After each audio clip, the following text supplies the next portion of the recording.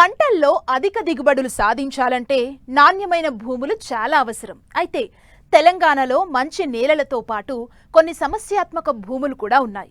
ఈ సమస్యల కారణంగా రైతులు సుస్థిర అధికోత్పత్తిని సాధించలేకపోతున్నారు. ఈ సమస్యలున్న భూముల్లో అధిక దిగుబడులు పొందేందుకు పాటించాల్సిన మేలైన యాజమాన్యం గురించి తెలియజేస్తున్నారు ప్రధాన శాస్త్రవేత్త డాక్టర్ రాజేశ్వర్ నాయక్.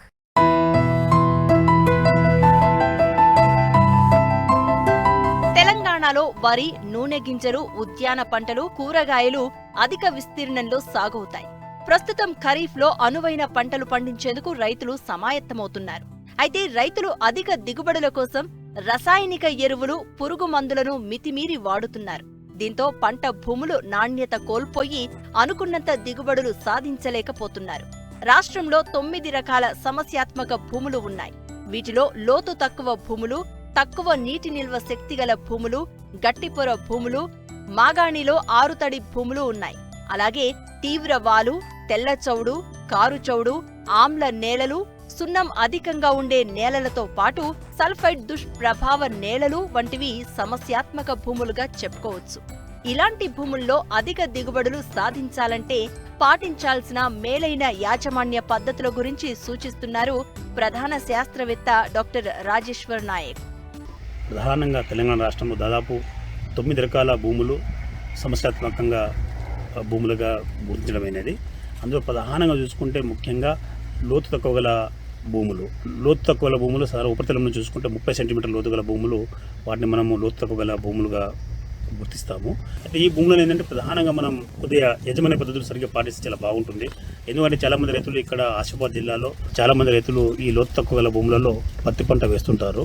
ఈ పత్తి పంట వేయకుండా అంటే చాలా తక్కువ అంటే రోజులు వచ్చే పంటలు ముఖ్య పెసర, మినుము లాంటి పంటలు వేసుకుంటే లాభదాయకంగా ఉంటుంది. ఇంతేకాకుండా ప్రధానంగా ఈ భూములలో ముఖ్యంగా లోతు దుక్కులు చేసుకోవాలి. లోతు దుక్కులు చేసుకుంటే నీటి నిల్వ ఉంచుకునే సామర్థ్యం పెరిగే అవకాశం ఉంది. అదేవిధంగా దాదాపు సుమారు 6 నుంచి 10 టన్నుల వరకు పశువుల పేడ వేసుకుంటే నీటి నిల్వ సామర్థ్యం పెరిగే అవకాశం కూడా ఎక్కువ ఉంటుంది. అదేవిధంగా చెరువు మట్టి కూడా వేసుకుంటే చాలా లాభదాయకంగా ఉంటుంది. ఇది కాకుండా ఇంకో భూమి ఏంటంటే ప్రధానంగా ఇంకో నెల చూసుకుంటే ప్రధానంగా ఏంటంటే ఈ లోతు తక్కువ గల భూములు కాకుండా తక్కువ నీటి నిల్వ సామర్థ్యం గల భూములు, తక్కువ నీటి నిల్వ సామర్థ్యం ఉంచుకునే భూములు ఏంటంటే ప్రధానంగా ఈ భూములలో ముఖ్యంగా దుబ్బ జలక భూములలో ఎక్కడైతే నెలలో మన నెల పరీక్ష చేసినప్పుడు ఎక్కడైతే ఒండ్రుమట్టి శాతం, బంకమట్టి శాతం తక్కువ ఉంటుందో, అంటే ఒండ్రుమట్టి శాతం, బంకమట్టి శాతం సుమారు 20% కంటే తక్కువగా ఉన్నప్పుడు ఆ భూములలో నీటి నిల్వ ఉంచుకునే సామర్థ్యం చాలా తక్కువగా ఉంటుంది. అది ఈ భూములపైన మనం ప్రధానమైన దృష్టి సారించవలసిన అవసరం ఉంది. ఎందుకంటే ఈ భూములలో ప్రధానంగా లోతు దుక్కు చేసుకోవాలి. లోతు దుక్కు చేసుకోవడమే కాకుండా ఎకరానికి దాదాపు 40 టన్నుల వరకు చెరువు మట్టి, అంటే ఎలాంటి చౌడు లక్షణాలు లేని చెరువు మట్టి వేసుకుంటే, నల్లటి చెరువు మట్టి వేసుకుంటే నీటి నిల్వ సామర్థ్యం పెరుగుతుంది. అదేవిధంగా కొన్ని రకాల సేంద్రియ పదార్థము, అదేవిధంగా లభ్య నత్రజని, లభ్య భాస్వరం, లభ్య పొటాష్ పెరిగే అవకాశం కూడా ఎక్కువ ఉంది. కాబట్టి రైతులు అదేవిధంగా పశువుల పేడ కూడా ఎకరానికి 10 టన్నుల వరకు వేసుకుంటే చాలా లాభదాయకంగా ఉంటుంది. నీటి నిల్వ సామర్థ్యం పెరగడమే కాకుండా పంట దిగుబడి సుమారు 10 నుంచి 20% ఎక్కువ వచ్చే అవకాశం ఉంది. కాబట్టి రైతులు దీనిపైన కూడా దృష్టి సారించాలి. ఈ చెరువు మట్టి ఈ నెలలు కాకుండా ప్రధానంగా తెలంగాణలో ఇంకో రకమైన నెల ఏంటంటే అంటే వరి పంట సాగు చేసిన నెలలు కూడా చాలా సమస్యాత్మక భూములు.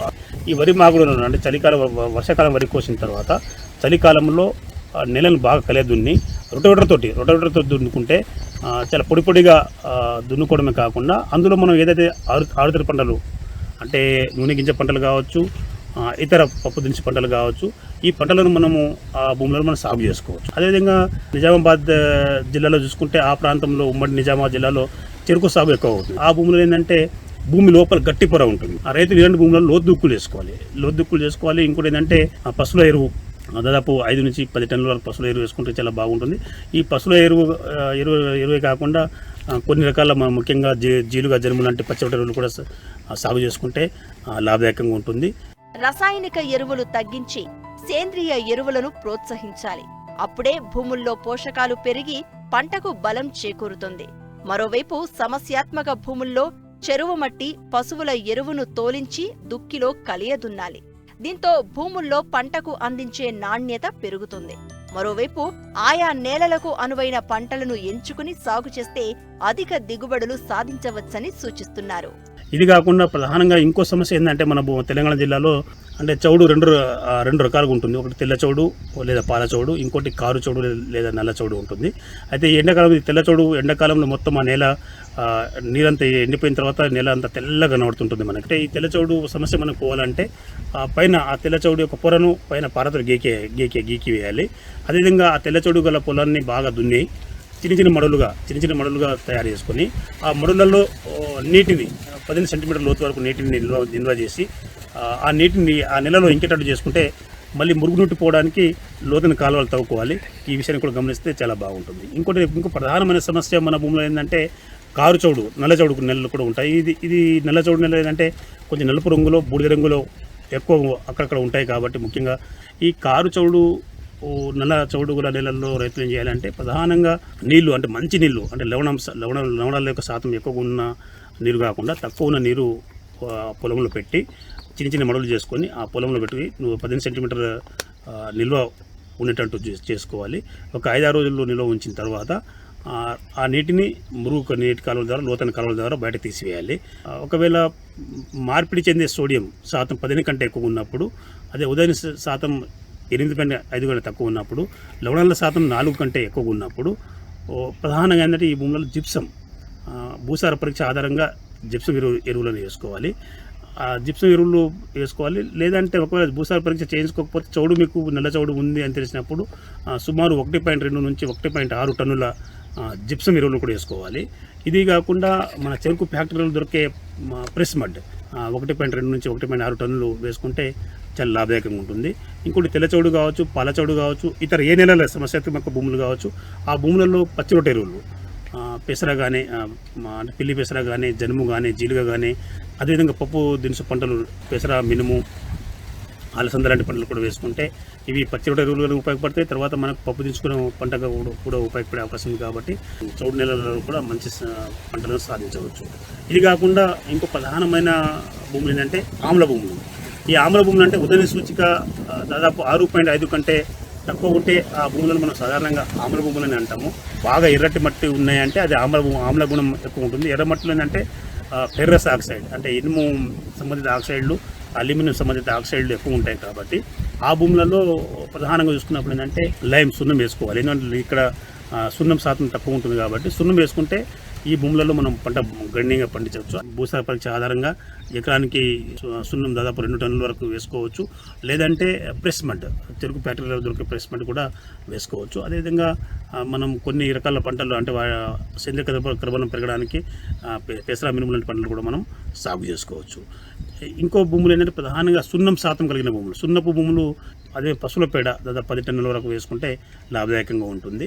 అదేవిధంగా ప్రధానంగా ఈ మధ్య మనకు చలి అంటే ఉత్తర తెలంగాణ మండలంలో చలి ఎక్కువ ఉంటుంది. కాబట్టి సల్ఫైడ్ దుష్ప్రభావాలు గల నెలలు కూడా ఎక్కువ ఉంటుంది. చలికాలం ఈ సమస్య చలికాలం ముఖ్యంగా అక్టోబర్ నుంచి డిసెంబర్ మాసంలో ఇది ఎక్కువగా వస్తుంది. అంటే నీళ్లు ఎక్కువగా నిలబడ్డ అంటే మురుగునీటి సౌకర్యం లేని నెలలు, అదే నీళ్లు ఎక్కువగా ఉన్నటువంటి వరి పొలాలలో ఈ సల్ఫైడ్ దుష్ప్రభావం ఎక్కువగా ఉంటుంది. కాబట్టి ఈ భూములలో ముఖ్యంగా రైతు ఏంటంటే సల్ఫైడ్ దుష్ప్రభావం గమనిస్తే ఆ భూములలో ప్రధానంగా రైతులు అంటే ఈ ఫెర్రస్ అమోనియం సల్ఫేట్ లాంటి సల్ఫైడ్ ఇంజరీ గమనించినప్పుడు అంటే మనకు కుళ్ళిన కోడిగుడ్డు వాసన వచ్చిన, నెల నడుచుకుంటూ పోతుంటే మనకు దుర్గంధం వచ్చిన, అదేవిధంగా నేలలో నీటి బుడగలు చలికాలంలో పైకి వస్తున్నాయంటే ఆ భూములను మనం భూములని సల్ఫైడ్ దుష్ప్రభావం గల భూములని అంటాం. కాబట్టి ఈ భూములలో ప్రధానంగా ఏంటంటే అంటే నేలలో నీళ్లు బాటి తీసేసేసి పొలాన్ని ఆరనించిన తర్వాత ఆ భూములలో ఏంటంటే ఎండాకాలంలో అక్కడ ఎర్రమట్టి వేసుకుంటే ఈ సల్ఫైడ్ దుష్ఫలితం నుంచి మనం బయటపడవచ్చు. మానవాళికి ప్రకృతి ప్రసాదించిన సహజ వనరుల్లో నేల ఒకటి. వ్యవసాయమే ఆధారంగా జీవిస్తున్న రైతుకు ఆ నేలకు విడదీయలేని అనుబంధం ఉన్నది. కానీ ఇబ్బడి ముబ్బడిగా వాడుతున్న రసాయనిక ఎరువులతో ఆ భూమి సహజత్వాన్ని కోల్పోతుంది. పంట ఉత్పత్తులు విషతుల్యమవుతూ ఉండగా నేల ఆరోగ్యమే కాదు, మానవ ఆరోగ్యము దెబ్బతింటున్నది. ఇలాంటి పరిస్థితుల్లో నేల తల్లిని కాపాడుకోవాల్సిన అవసరం ఎంతైనా ఉన్నది. భూమి గుణం, దాని సారం తెలుసుకుని శాస్త్రవేత్తల సూచనలు పాటిస్తూ సాగు చేస్తేనే ప్రతిఫలం వస్తుంది. నాణ్యమైన దిగుబడులు రావడంతో పాటు లాభాల బాట పట్టే అవకాశముంటుంది.